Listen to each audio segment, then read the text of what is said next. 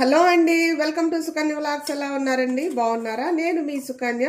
ఈరోజు మన రెసిపీ వచ్చి స్పెషల్ రెసిపీ అనమాట. చాలా రుచిగా ఉంటుంది, చాలా సింపుల్గా అయిపోతుంది. అంతేకాదు ఒక్కటి తిన్నామంటే చాలు కడుపు నిండిపోతుంది అనమాట. అంత కమ్మగా ఉంటుంది. చక్కగా ఇంట్లో ఉన్న వాటితోనే వేడి వేడిగా ఇలా ఇళ్ళపాదికి వేసిపోవచ్చు అనమాట.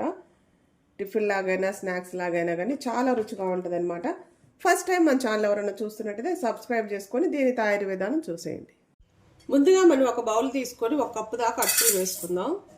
ఇప్పుడు ఈ అటుకుల్లో నీళ్లు వేసుకొని ఒకసారి బాగా కడిగేసి 10 నిమిషాలు నానబెట్టుకోవాలన్నమాట. ఒకసారి ఇలా కడిగి మళ్ళీ మంచినీళ్ళు పోసుకొని ఒక 10 నిమిషాలు నానబెట్టండి. ఇప్పుడు మిక్సీ జార్ తీసుకొని 1 అరకప్పు దాకా బొంబాయి రవ్వ వేసుకొని మెత్తగా మిక్సీ పట్టుకోండి. మనం మిక్సీ పట్టుకున్నాక ఇప్పుడు నానబెట్టుకున్న అటుకుల్ని ఎక్కువ గిన్నెలోకి వేసుకోవాలి. మనం ఇప్పుడు మిక్సీ పట్టుకున్న రవ్వను కూడా ఈ అటుకుల్లో వేసుకుందాం. ఇప్పుడు దీంట్లోకి మజ్జిగ వేసుకుందాం. ఇప్పుడు ఈ రెండు కూడా బాగా కలిపి మజ్జిగలో మళ్ళీ మూత పెట్టి ఒక 10 నిమిషాలు పక్కన ఉంచుకుందాం. మనకి రవ్వ అటుకులు నానేలేక దీంట్లోకి ఒక ఉల్లిపాయ వేసుకోండి మిక్సీ జార్లోకి. అలానే ఒక పచ్చిమిర్చి, క్యారెట్, కొంచెం కొత్తిమీర వేసుకుందాం. మనం ఈ మిక్సీ జార్ మూత పెట్టుకొని పల్స్ మోడ్లో మిక్సీ పట్టుకోవాలన్నమాట. అంటే పలుకులు పలుకులుగా వస్తుంది. ఇలా మిక్సీ పట్టుకోండి. అంటే మిక్సీ ఆపుతూ వేస్తే ఇలా బరకగా మిక్సీ వస్తుంది అనమాట. సన్న ముక్కలుగా వస్తుంది ఇలా పడితే. ఇప్పుడు ఇది పక్కన ఉంచుకుందాం. మనం నానబెట్టుకొని ఉంచుకున్న అటుకులు రవ్వ అంతా కూడా చక్కగా నానిపోయింది. నేను అటుకులు మిక్సీ పట్టలేదు కాబట్టి మెత్తగా ఉంటుంది, కానీ కొంచెం ఇలా ఉంటుంది అనమాట. మీకు అటుకులు కూడా బాగా మెత్తగా అనిపించాలనుకో రవ్వ అటుకులు రెండు మజ్జిగలో నానబెట్టుకొని మజ్జిగ అయినా పెరుగైనా నానబెట్టుకొని మిక్సీ వేసుకోండి కావాలంటే. ఇప్పుడు మనం రెడీ చేసి పెట్టుకున్నాం కదా క్యారెట్, ఇవన్నీ కూడా దీంట్లో వేసుకుందాం. ఇప్పుడు ఇదంతా కూడా వేసుకొని మనం బాగా కలుపుకోవాలన్నమాట. అంతా కూడా ఇలా కొంచెం రుచికి తగినంత ఉప్పు చూసుకొని వేసుకోండి. ఒక 1/2 టీ స్పూన్ దాకా ఉప్పు వేసుకోండి. 1 చిటికెడు తినే సోడా, అలానే కొంచెం నీళ్ళు వేసుకుందాం. ఎక్కువ అవసరం లేదు, కొంచెం. ఇదంతా కూడా మళ్ళీ ఒకసారి బాగా కలుపుదాం.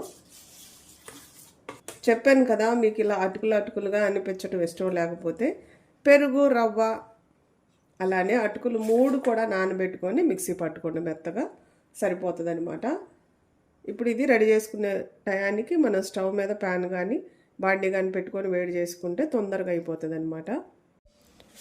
మనం ప్యాన్ పెట్టుకొని ప్యాన్ అంతా కూడా ఒకసారి నీట్గా టిష్యూతో తుడుచుకోండి. ఇలా కొంచెం ఆయిల్ వేసుకుందాం. ఎక్కువ అవసరం లేదు, కొంచెం సరిపోతుంది.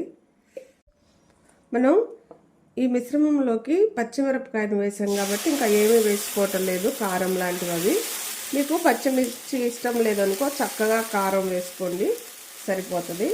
కొంచెం మందంగా వేసుకోవాలన్నమాట. ఇలా పల్స్గా కాదు, ఇలా మందంగా వేసుకోండి.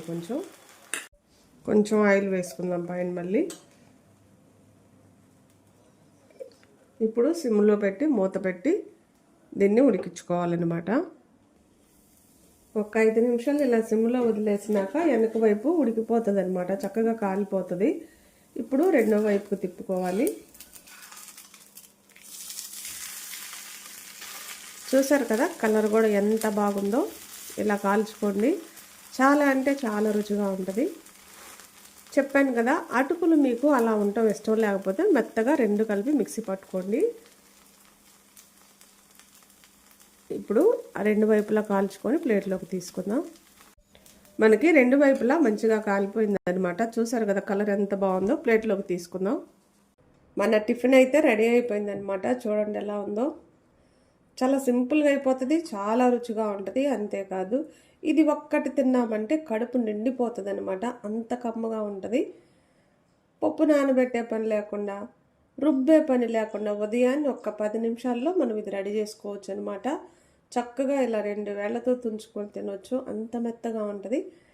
దీంట్లో కారపొడితోనైనా తినొచ్చు, లేదంటే ఎర్ర చట్నీ ఏదన్నా ఉన్నా తినొచ్చు.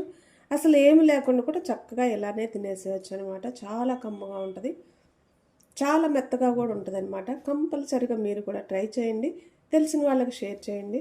నా వీడియోస్ కానీ మీకు నచ్చినట్టయితే లైక్, షేర్, సబ్స్క్రైబ్.